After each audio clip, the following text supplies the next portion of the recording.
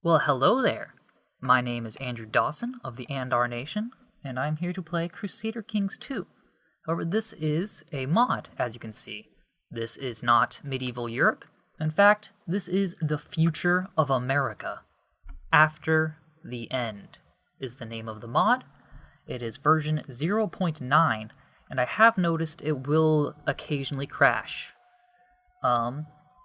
I played this game on a stream for a little bit, and I really just enjoyed this mod.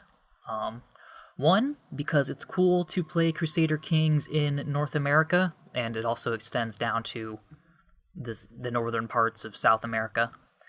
I don't know, I just like North America. Being an American, perhaps, might be the reason why I'm more attached to this continent than the one over yonder in the unknown. Up here, you can see it's 2,666. I don't know the story of how this all came to be. I don't know what the deep lore of After the End is, but this is what we got. My best idea is that society collapsed due to some horrible disease that killed 99% of the population. That's my theory. I don't know. But I'm gonna dive in here. And well, I mean, first I'll show it around just for this first episode, just so people can see what's going on here. The coolest thing I think is all these religions they've made. We got revelationists up in, I guess this would be considered, no, this is Appalachia. What would this be? I don't know what the geography would be called. But these revelationists, which are apocalyptic Christians, or how the game describes it as just being it won't tell me over here. But more into the spiritualistic, magical side of Christianity. Unicorns and swords that are set on fire and things like that. And over here you got your general Catholics over here in the middle. Ursuline up in Canada and High Church. I'm not Canadian. I don't know what those mean. For whatever reason, we have the Norse over here. Just work that in. I don't know, we got some Germanic, Scandinavian settlers up here. Well, just throw the Norse in. Why not? Occultists, I guess this is New England because I haven't read those books, but I think it has something to do with maybe the Cthulhu Man, as he is known. The Americanists are cool because they believe in, they're centered around Washington, D.C., and they looked at all of the monuments and statues of the presidents and all that, and they thought, wow, these people must have been gods, and so they worship them. And so I guess they worship the old American culture. Surprisingly, not very widespread. But whatever. Anabaptists, that's not interesting. Evangelical Southerners, sure, makes sense. Atomicists, way out west, probably worshipping nuclear bombs and diving into radiation. Or, I don't know, what does that mean? I guess nuclear bombs might have been part of it. I don't know. Maybe this is the Fallout mod that I've been wanting. Unless there is a Fallout mod, but whatever. I like this. Sadic, I guess, is how I'm going to pronounce that. Sadic is this combination of Asian religions like Confucian and all that mixed into, I guess, Western philosophies over here. I have no idea. Maybe this is Gaian? I'm going to assume that's some environmentalist thing. And I don't know what all this stuff is. Maybe it's Native American religions over here. The Nanasana. That sounds a bit native. These people down here, they practice Santeria.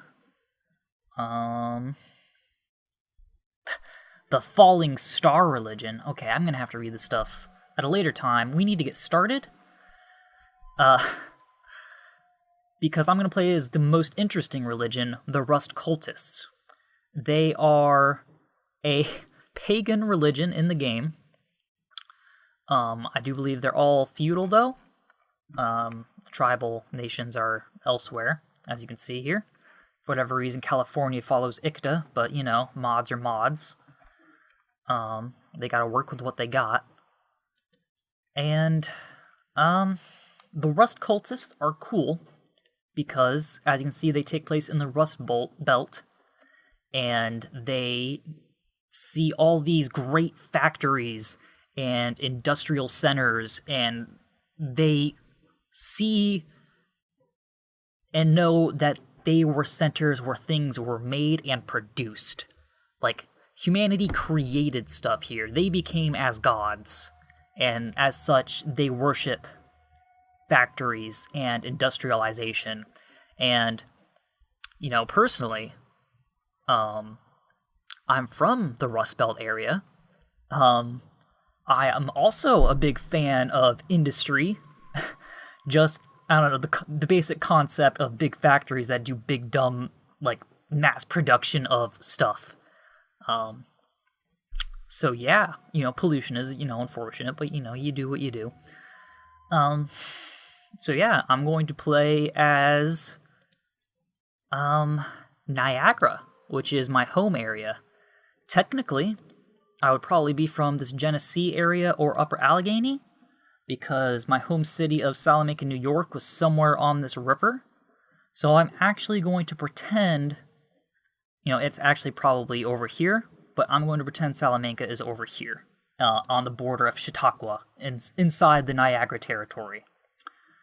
And I will see how far I get as the oligarchy of Niagara, centered in Buffalo, in the former state of New York. So, I'm a bit nervous because this intro took so long, and also because this game will sometimes, in my experience, crash here on the, after the creation screen. So I'm going to create my character. It says reference culture up here, and then says shouldn't. And then it just gives a bunch of, like, generic names for races. And I'm not sure what that's supposed to mean.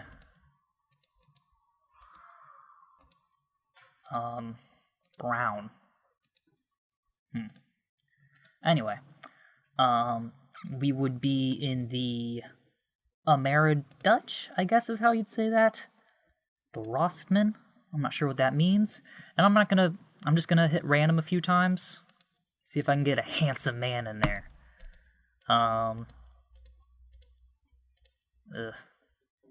Let's change his hairstyle, maybe. Yeah, no. I'll go with it. Sure. That's our man. And coat of arms. I'm gonna go the most communistic looking thing I can. That's pretty good. That's not it. It's not what I'm looking for.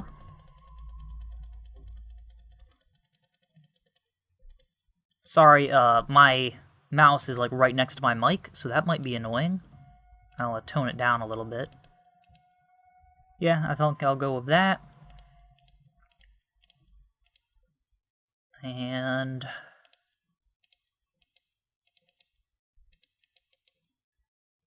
maybe I want to do the opposite of that. Maybe I want this to be red, the background. And that to be yellow. Sure. We'll go with that. I want him to be of the culture of the area. He is going to be a Rust Cultist. His name, nope, Zachary, alright. This name is important because everyone's going to be named this. My dynasty. Weber's a good one. Gretzen. Todd Scar. Luick. Not really feeling any of these.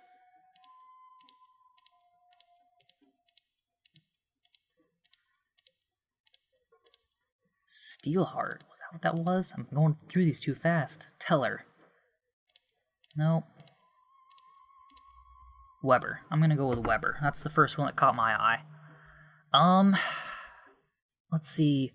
I don't usually mess around with these because I just start in because this guy's just gonna die anyway. I really just like creating my own dynasty so that I can be, without any attachments to any families already. When you start a new character, it's a blank slate. Like, they appear from nothing. As such, they have no family ties, no, like, lineage, no, like, weird alliances halfway around the world that, like, might have been, like, in the base game historically accurate, but, like, don't make sense within the confines of the strategy of the actual game. So I think what I'm going to do here is start off with low stats. I'm going to be a misguided warrior, because that adds, like, a few years to me, and, I need to get married. I could start off married, and that would add a few more years, so I think I'll do that. I can increase my fertility a lot. Every single time I do that, though, again, that's another year. Ugh.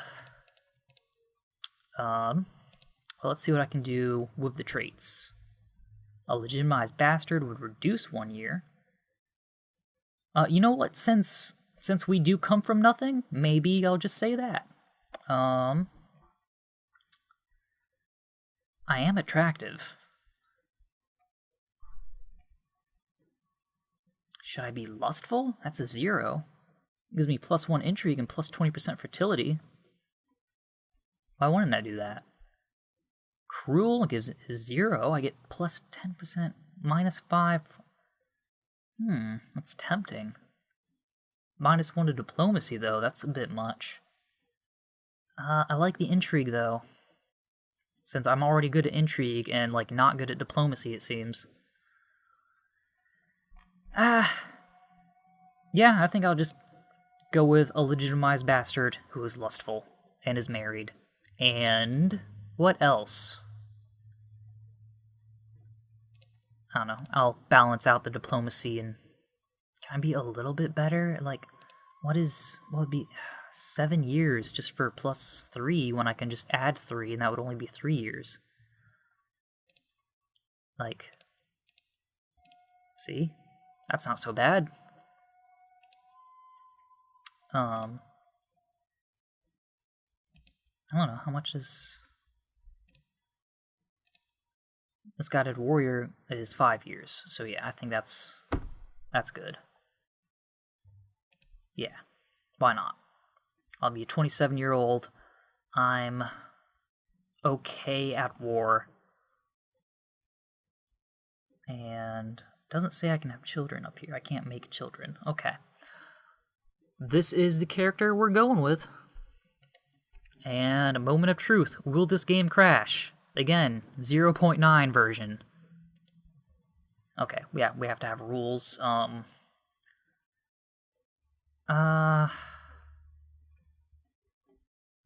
Sure, I don't know. All that looks good. We'll do an Iron Man mode. Achievements are disabled because, this is a modified game. How much does it save? Save rules. Oh, that's not... Food rules.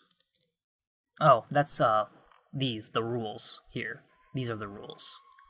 I thought that was like a save slot.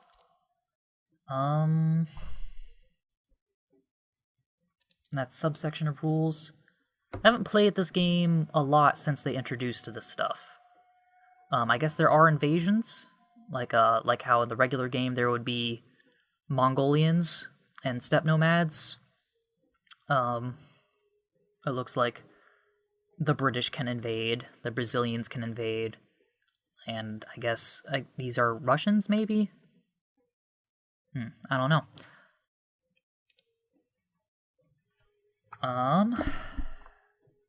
Yeah.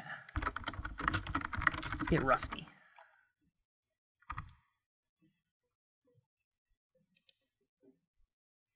Come on, let's work.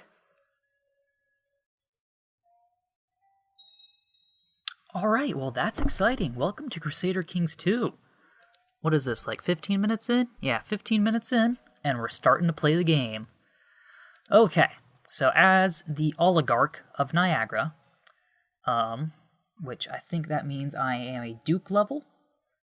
No, I'm Tycoon Zachary of Niagara. That's the ducal title, is a Tycoon. I have Welland, Buffalo, and Chautauqua. I have claims on Genesee and Erie. Genesee, however, is part of Hudsonia, which is a big boy empire. Well, it's not an empire; it's a big boy kingdom. And as such, I'm not going to be able to take them on just yet. I need them to collapse or something, or get big. But I can take Erie. So I'll just do some of this stuff. So, one of the aspects of the rustic religion is I can do these salvage expeditions. And they're like pilgrimages, except I can come back with stuff. And that's cool. Like, one of these games, I came back with an old gun. And this game is medieval, everyone's using swords, no one knows how to make guns, I guess is the thing. But I got this gun. And that made me very powerful, increased my martial ability quite a bit. My personal martial ability, because, I'm going to battle and I just got this gun. I don't want to spoil a whole lot in case they come up, but that was a fun moment. So I like doing these. They don't cost a whole lot, just 25 gold. So I'm gonna go for it. Yeah. And I'll pick an ambition. Groom an heir. I think that is my main concern, considering I have none, and I'd really like this Let's Play to continue for a while, at least a few episodes, I'm not gonna promise you a mega campaign here. We'll go with Marshall. Right? That is Marshall, yes. One children lacking focus. Be focused on intrigue. Yeah. Crown focus. Might as well be in the capital, I suppose. I don't know. I'm not good at this game.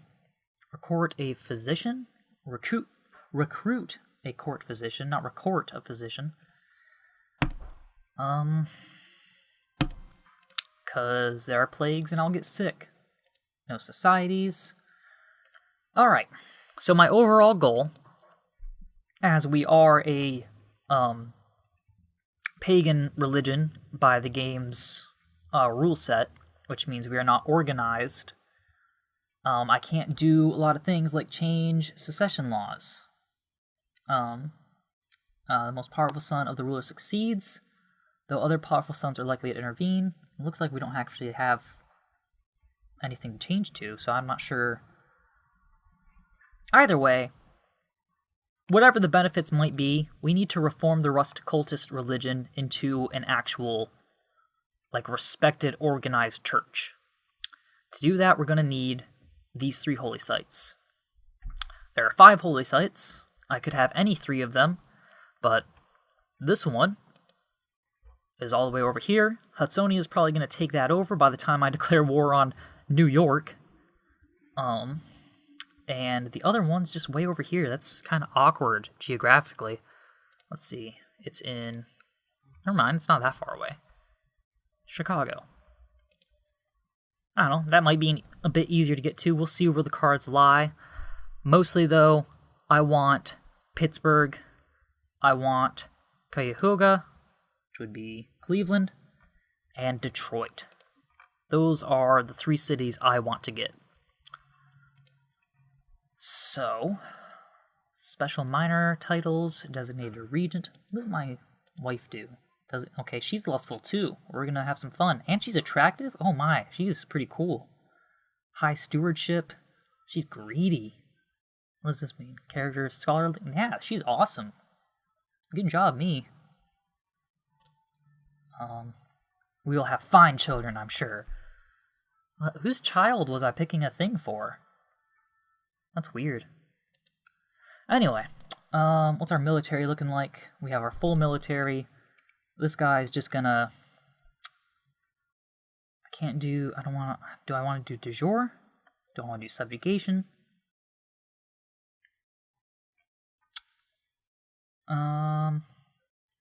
Once in their lifetime. I don't want to do that. I'll do the de jure. That costs 50 piety, which I don't have. I only have 15. So my de jure Casus Belli is the only one I got. Probably don't need to raise the vassal levies, because then people get upset, and it's only 14 troops. The Salvage expedition, I checked the maps, so I get to pick where. And there's a mechanic of, like, I'm more likely to find salvage in territories that do not follow the Rust religion, because they do not have the tradition of salvage. Whereas the people in these areas do have the tradition of salvage, so the idea is that mostly everything is going to be already salvaged. So I have to kind of, be a little risky, head out into hostile territory, and see if any of the factories there got the goods. The people of Erie follow the Rust cultist faith, so this province is unacceptable. They follow the Rust cultist faith, unacceptable. Kind of unfortunate they present it to you like this. Instead of just like, here's two different selections. One of them is in Rust cultist territory, the other is not. That might have been a better way to do that. Tech priest, I like that. He's a tech priest. Arrive at your court. He has high learning. Sure.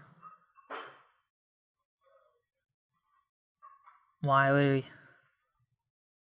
The cynical tech priest introduced himself as Benjamin and expressed a wish to serve you, although seeing as this individual is shunned by the rest... Okay, he's just shunned. He's not like a heretic or something.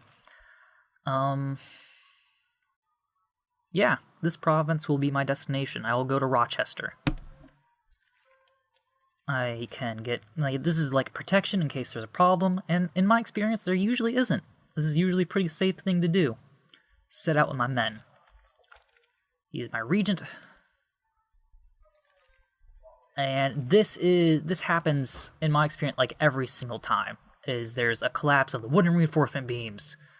And centuries have not been kind, and all that. And then I won't let the debris stand in my way. Because the other one is, your salvage expedition is over, and I haven't found anything. And I spent 25 gold looking for some. And I'm like, what's the worst that can happen? I get wounded, I'll get over it. I won't let debris stand in my way. My expedition has turned up very little valuable salvage, and, well, I didn't find anything, but I'm not wounded. So, who cares? Until next time. And then I'll do that again whenever the opportunity arises. Meanwhile, these guys are going around my forces for some reason. And... where are they going? Probably over here. We'll just see who occupies who first. Rise of the Men in Black. They are just, the Men in Black, as far as I can tell, are like the, holy warrior mercenary bands that you could recruit with piety in the base game.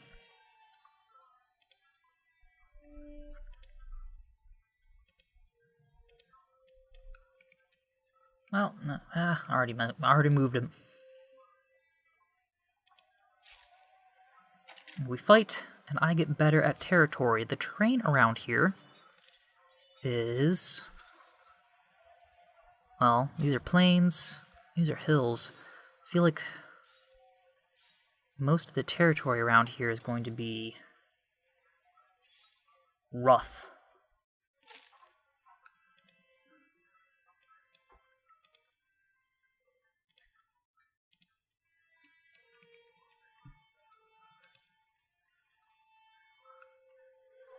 Occupy the rest of those holdings.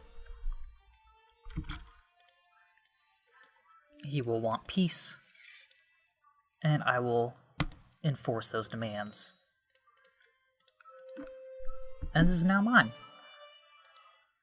I can create the titular Duchy of Erie. I don't know, I like the Duchy of Niagara. That's a good sounding duchy. It's more where I'm at, near Niagara Falls, Buffalo, and all that. So, no, I think not. I'll let that go away for now.